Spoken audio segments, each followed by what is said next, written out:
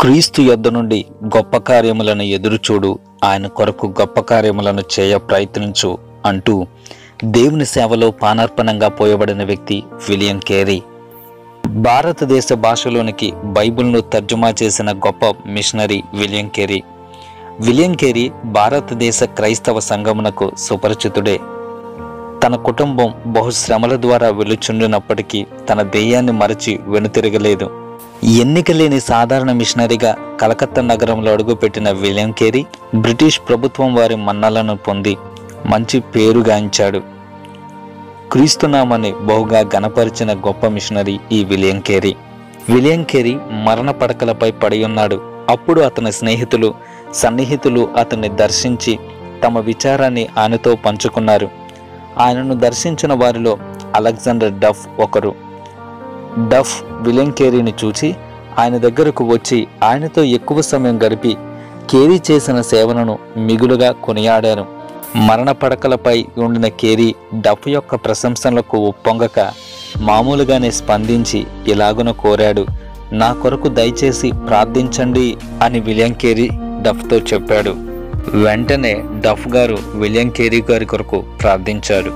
అప్పుడు డఫ్, నేను మరలా ఈ శిలువ యోధుణ్ణి చూడలేను కదా, ఎంత త్యాగశీలి, ఎంత భారం కలిగిన దైవజనుడు అంటూ ద్వారం దగ్గరకు చేరుకోగానే ఎవరో పిలిచినట్టు గమనించి వెనుకకు కాలు వేసి చూశాడు. ఆయన ఎవరో కాదు, స్వయంగా కేరీయే పిలుస్తున్నాడు. డఫ్ ఎంతో ఆతృతతో కేరీని సమీపించాడు. అప్పుడు డఫ్ను చూసిన విలియం కేరీ ఇలా అన్నాడు, డఫ్, ఇంతసేపు నీవు విలియం కేరీ నామంనే జపించుచున్నట్లుగా నేను గమనించాను. నేను ప్రభు దగ్గరకు వెళ్ళిపోయిన తర్వాత కూడా నువ్వు అదే పనే చేయవద్దు. మంటి పురుగునైన నా గురించి కాక నా రక్షకుడైన క్రీస్తు గురించి మాట్లాడు, ఇదే నా ఆఖరి కోరిక అంటూ విలియం కేరీ కన్నుమూశాడు.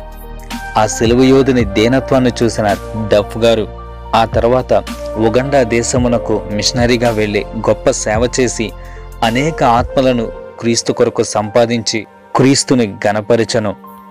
క్రీస్తుని గణపరచుట తప్ప దేవుని బిడ్డలకు మరి యొక్క శ్రేష్టమైన పని లేదు కదా.